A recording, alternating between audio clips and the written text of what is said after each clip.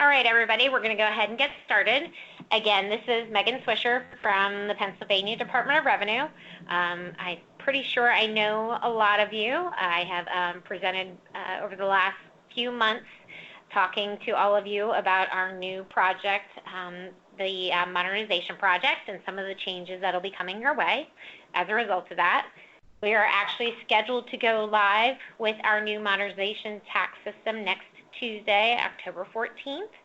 I'm sorry, Tuesday, October 15th. We technically go live on October 14th, but since that's the Columbus Day holiday, it won't be technically live for our users until October 15th. The purpose of today's webinar is actually to provide everybody with a demonstration of our new e-services center, myPATH. The portion that I'm showing today is actually specific to the Recorder of Deeds.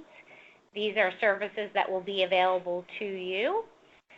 myPATH is actually the department's new e-services center that is offering electronic services for all of our tax types. So with each rollout that we put out for our new tax system, we'll be offering new e-services centers, new e-services. So rollout 2 is inheritance tax, realty transfer tax, and medical marijuana tax. And so we're offering new e-services through myPATH. So I guess I'll get started here with the demonstration. This actually will not take very long, so we'll only probably have about a half an hour to go through all the different services that we're offering to the Recorders of Deeds.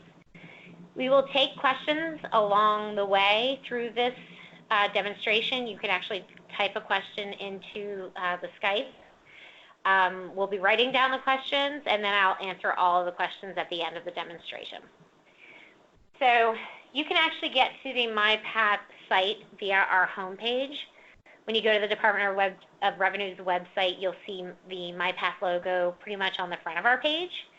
In addition, next week when we go live, we'll be sending out welcome letters to all of the Recorder of Deeds offices. Within those welcome letters, you will receive a username and a temporary password. You can come to the site and log on with that username and temporary password. You will then be prompted to change your password at that time. So you'll have the website link within that welcome letter. So I'm going to go ahead and log on with my username now.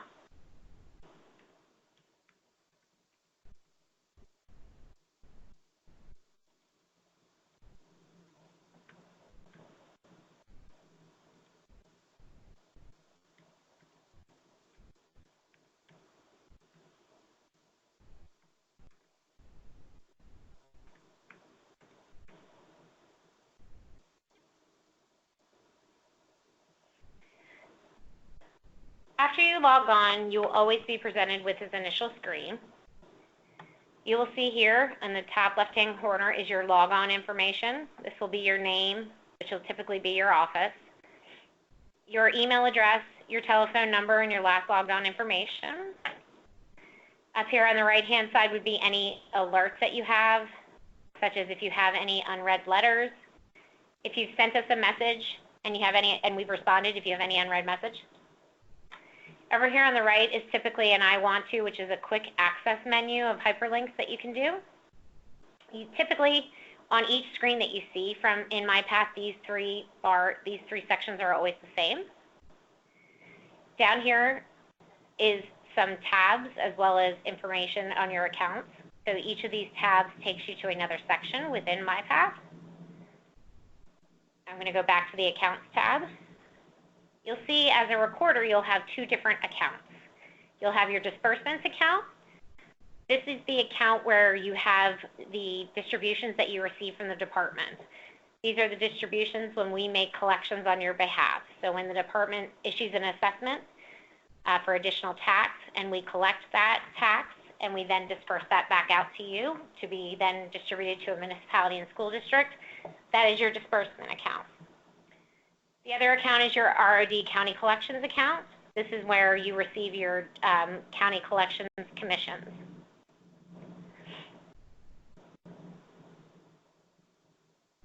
So the first thing I'm going to do is actually show you how you can update your bank account information.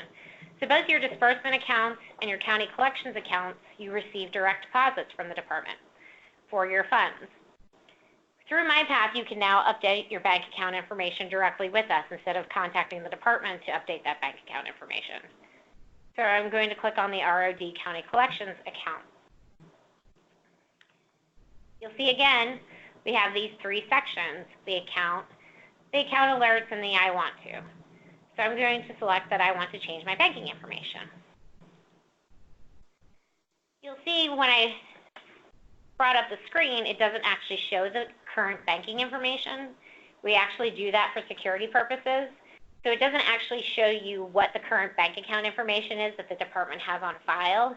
If you need that information, you actually have to contact us. So because this is your county collections account, you would need to contact Raquel Leiter to get that information. But I can go ahead and actually update my bank account information now.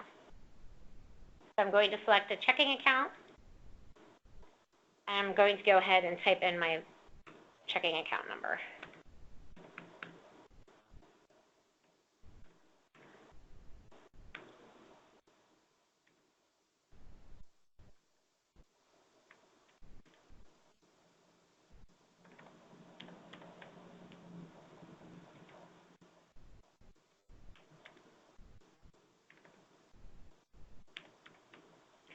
You'll see when I typed in the bank routing number, it automatically pre-populated the bank name.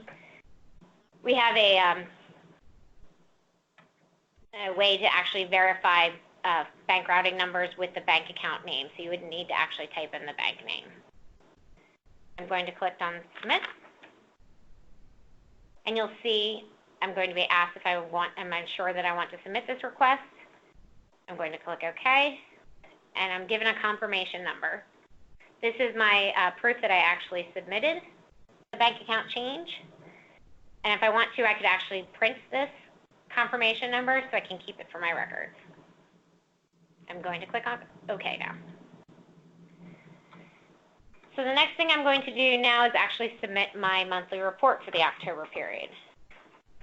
And since I'm already in my county collection account, I'm just going to go ahead and select on File My Return. So you'll see here, I already have an expectation to file my October return, and I have a link right here to file my return.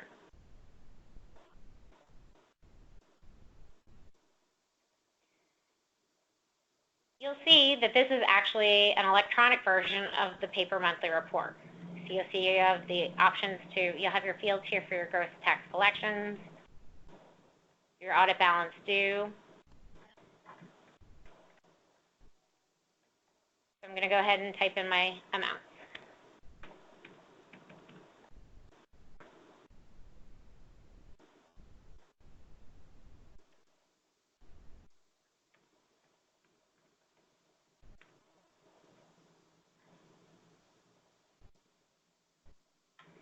So the department requires supporting documentation to be included with our monthly reports.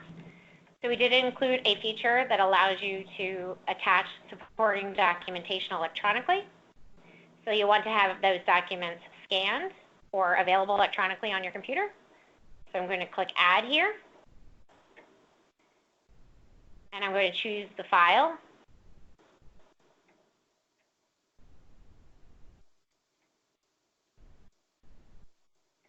Supporting documentation PDF. Need to include a description of that documentation.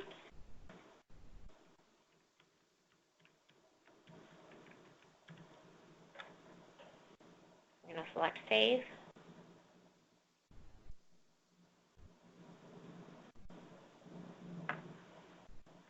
And if you're not ready to submit the report at this point, you can select Save here. It's asking me if I'm sure I want to save this request and come back to it a later day, and it will not be processed at this time. And I'm going to click OK. So this gives me the option at this point to continue editing, finish later. I'm going to go ahead and click Continue Editing. And now I'm going to go ahead and submit. So if I wanted to change my numbers at any of these numbers at this point, I could. But now I'm going to go ahead and submit this report. It's going to ask me if I'm sure. I'm going to click OK. Again, here's my confirmation number, and I could go ahead and print a copy of the confirmation number, but I'm going to click OK.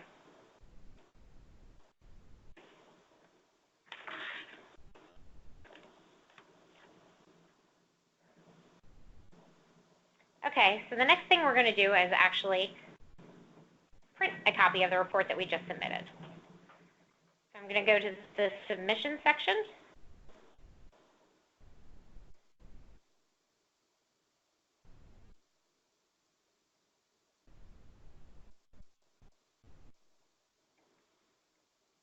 I want to view the submission. And then I'm going to just go ahead and right-click on here and select Print. You'll see this is a copy of the report we just submitted. I could choose to actually just save this as a PDF for my files, or I could go ahead and print a copy of it from here. This allows you to have a version of the report that you just submitted for your records. I'm going to go ahead and select Cancel.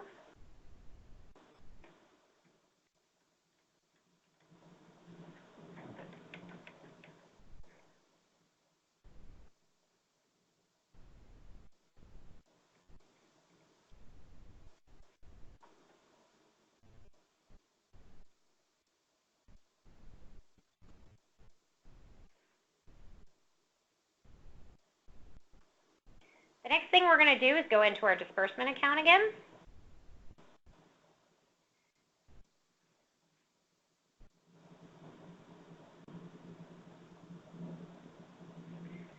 One thing that you can now do with your disbursement account is we can actually request to have our rates updated via myPATH.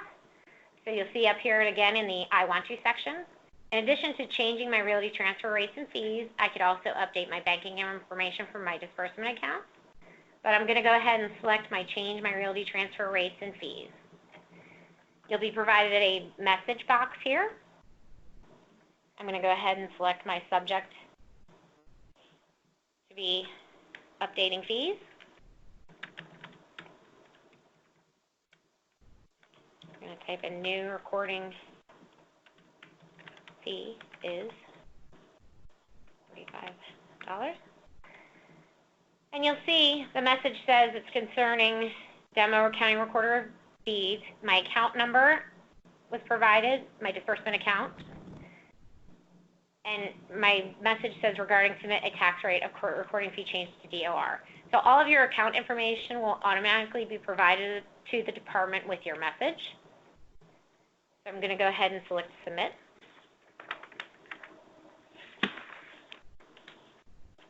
Here it says your message has been sent, and the Department of Revenue will receive this request and contact you if you have any questions regarding your change request. You will receive a message back from the department once your update has been made. What you receive is an email message from us letting you know that you had a message in myPATH. You'll have to go then log back into myPATH to actually view the message to let you know that your rates or fees have been updated. So the next thing we're going to do is go back into our disbursement account. We're now going to click on the Correspondence tab. And you'll see in your unread letters, there's a link to an imprint report.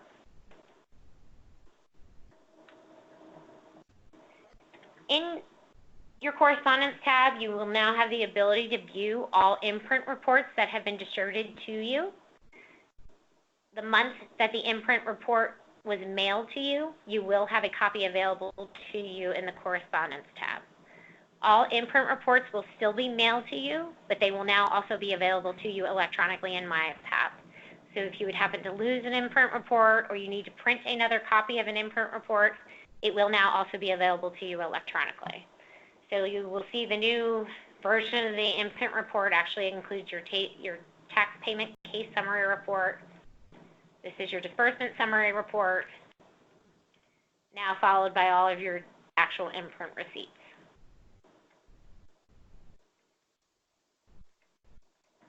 So again, these will be available to you electronically on myPATH at the time that the imprints are then mailed to you.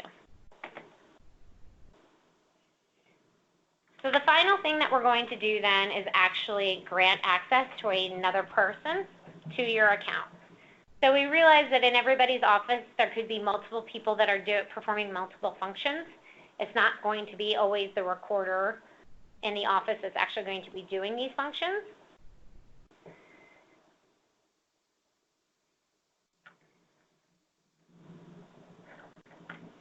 So now we're going to go to the Settings tab.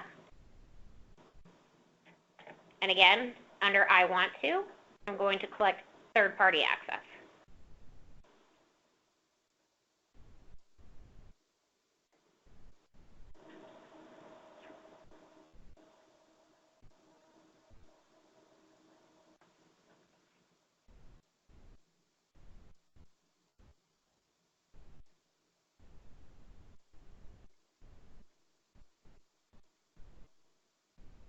I'm going to click Add. So the person that you want to grant access to will have to create their own logon into myPATH, and they will then have to provide you with their logon and their email address.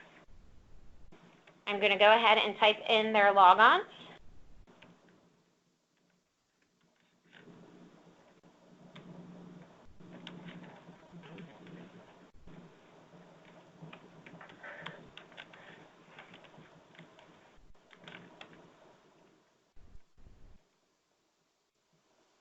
I'm going to give them account manager access, and I'm going to click Next.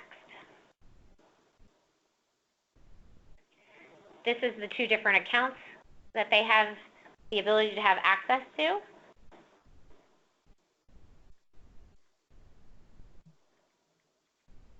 I'm going to grant them access to my disbursement account. Here's where I can determine if they can have access to view or file. Obviously for disbursements, there's no filing requirement. So now I'm going to go to the collections account, and here's where I can allow them to file or view. I'm going to give them access to file. And now I'm going to click Submit.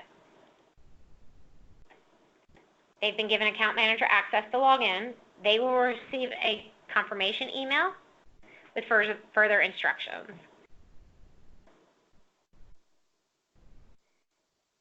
I then have the ability to manage their access. I can cancel their access, change their access.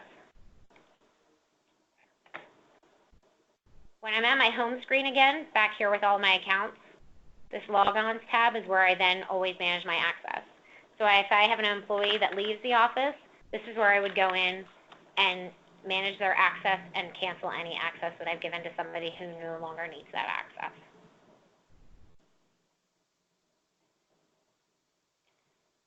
So that is the extent of the demonstration of the services that we're offering the Recorder of Deeds. So at this point, I will go through the questions that we received.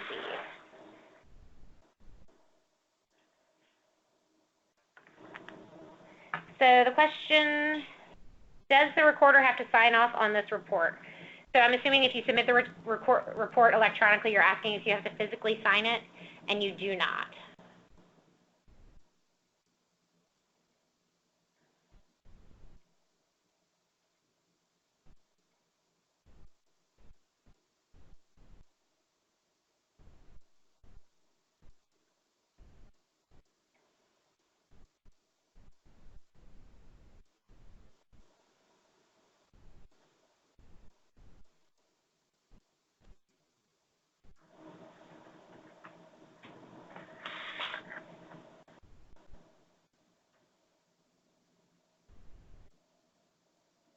I did want to let everybody know that we will also be sending a copy or a link to the recording of the webinar. So you will get that. And also I will be out at the conference on Wednesday. So we'll be talking a little bit about this, addressing any questions that anybody had on Wednesday as well. So I look forward to seeing everybody on Wednesday.